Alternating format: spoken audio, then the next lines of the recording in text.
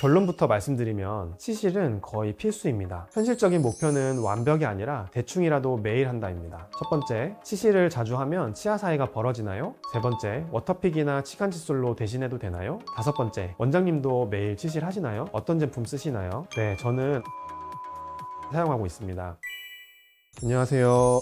치과교정과 전문의 교정티처 박기욱입니다. 여러분 아마 오늘도 양치 꼼꼼하게 하셨겠죠? 그런데 치과에 오셔서 원장님 저 양치 진짜 열심히 하는데 왜 자꾸 충치가 생길까요? 하고 속상해 하시는 분들이 계십니다. 양치를 매일 잘 하시는데도 충치가 생기는 가장 큰 이유 중에 하나는 바로 칫솔로는 관리가 안 되는 치아 사이의 충치 때문입니다. 오늘은 치실이 왜 선택이 아닌 필수인지, 그리고 매일 쓰기 귀찮은 치실을 어떻게 하면 현실적으로 꾸준히 사용할 수 있는지 제 솔직한 생각을 말씀드리겠습니다. 결론부터 말씀드리면 치실은 거의 필수입니다. 칫솔은 구조적으로 치아의 겉면만 닦을 수 있습니다. 치아와 치아가 맞닿아 있는 좁은 틈새는 물리적으로 칫솔모가 들어갈 수 없습니다. 결국 칫솔질만으로는 내 치아 전체의 60%밖에 닦지 못하는 셈입니다. 나머지 40%는 치실을 사용해야만 채워집니다. 우리가 흔히 겪는 사이충치나 잇몸이 붓고 피가 나는 치주 질환의 대부분이 바로 그 닦이지 않는 40%의 공간에서 시작됩니다. 혹시 치실을 한 번도 안 써보신 분이라면 치아 사이에 치실을 넣었다 뺀 후 살짝 냄새를 맡아보시면 아마 깜짝 놀라실 수도 있습니다. 충치나 잇몸 염증이 숨어 있을수록 불쾌한 냄새가 날 수 있거든요. 아, 치실을 꼭 해야겠구나 하고 자연스럽게 느끼게 되실 겁니다. 특히 다음의 경우에 해당하신다면 치실 사용에 조금 더 신경을 써주시는 것이 좋습니다. 치아 사이 공간이 원래 넓거나 잇몸이 내려간 분들, 평소 충치가 자주 생기는 분들, 양치할 때 잇몸에서 피가 자주 나는 분들, 저처럼 교정 중이거나 교정 후 유지장치를 하고 계신 분들,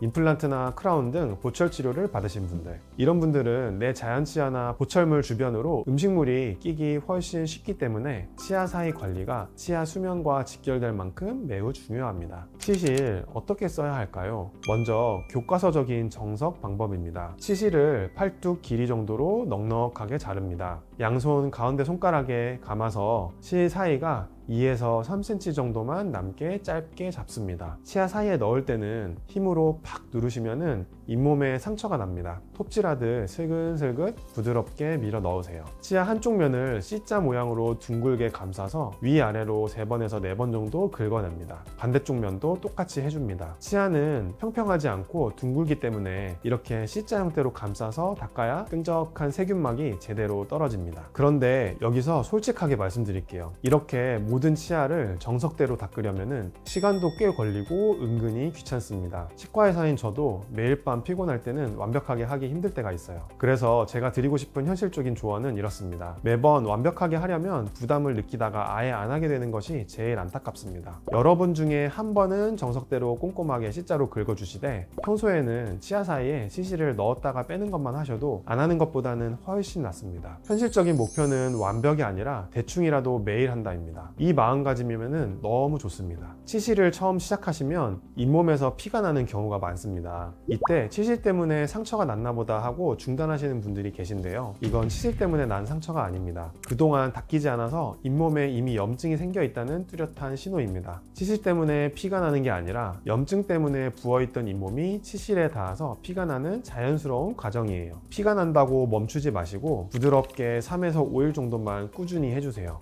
염증이 가라앉으면서 피도 자연스럽게 멎게 됩니다. 환자분들이 많이 물어보시는 질문이 있어요. 첫 번째, 치실을 자주 하면 치아 사이가 벌어지나요? 절대 그렇지 않습니다. 얇은 치실이 치아를 밀어낼 만큼 단단하지 않아요. 치실 후 공간이 생긴 느낌은 그 사이를 꽉 채우고 있던 치석이 떨어지고 부어있던 염증이 가라앉으면서 치아의 원래 빈 공간이 드러난 것 뿐입니다. 아주 건강하고 자연스러운 변화입니다. 두 번째, 다이소 스틱형 치실 괜찮나요? 네, 괜찮습니다. 안 하는 것보다는 100번 낫습니다. 초보자분들이 외출 시에 휴대용으로 쓰기에는 아주 좋습니다. 다만 C자형으로 치아를 감싸서 닦아내는 정교한 동작은 롤 타입 치실이 훨씬 유리합니다. 스틱형에 익숙해지셨다면 나중에는 롤 타입을 추천해 드립니다. 세 번째, 워터픽이나 치간 칫솔로 대신해도 되나요? 이거는 역할이 조금 다릅니다. 워터픽은 강한 물살로 큰 찌꺼기를 날려주는 역할이고, 치실은 치아 표면에 끈적하게 붙은 세균막을 직접 문질러 긁어내는 역할입니다. 설거지 할 때 물만 쏘는 것과 수세미로 직접 닦는 것에 정도의 차이라고 보시면 됩니다. 그리고 치간 칫솔은 잇몸이 내려가서 치아 사이 빈 공간이 큰 분들에게 효과적입니다. 치아 사이가 틈없이 꽉 맞닿아 있다면 치실을 메인으로 사용하셔야 합니다. 네 번째, 치실과 칫솔질 순서가 중요한가요? 교과서적으로는 치실을 먼저 하는 것이 좋습니다. 치아 사이를 미리 비워둬야 칫솔질 할 때 치약에 좋은 불소 성분이 틈새로 잘 스며들거든요. 이론적으로는 치실이 먼저지만 현실은 조금 다릅니다. 저 같은 경우도 칫솔질을 먼저 할 때가 더 많은데요. 칫솔질은 이미 평생의 습관이 되어 있지만 치실은 아직 습관이 안 된 경우가 많아서 잊어버리기 쉽거든요. 그래서 저는 습관인 양치부터 먼저 하고 이어서 치실을 합니다. 단 고기나 팝콘 껍질처럼 큰 음식물이 끼어 있어서 잇몸이 불편할 때는 치실로 먼저 빼주는 게 좋습니다. 정리하자면 이론적인 순서보다 중요한 거는 오늘 내가 편한 순서대로 치실을 빼먹지 않고 했느냐, 이것이 중요합니다. 다섯 번째, 원장님도 매일 치실 하시나요? 어떤 제품 쓰시나요?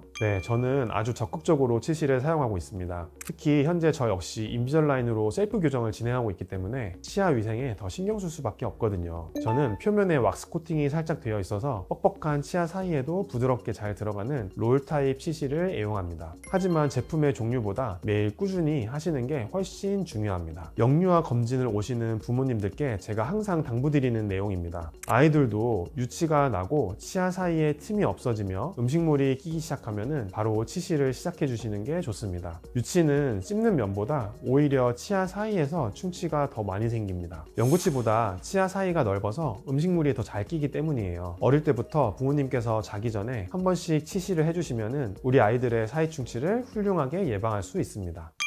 사이 충치와 치주 질환은 눈에 보이지 않는 치아 사이에서 조용히 시작됩니다. 칫솔만으로는 그 부분을 절대 온전히 관리할 수 없습니다. 매번 완벽하지 않아도 괜찮습니다. 대충이라도 좋으니 오늘 밤부터 바로 시작해보세요. 그 작은 습관이 평생 쓸 건강한 치아를 지켜줄 겁니다. 지금까지 교정티처 박기호 원장이었습니다. 감사합니다.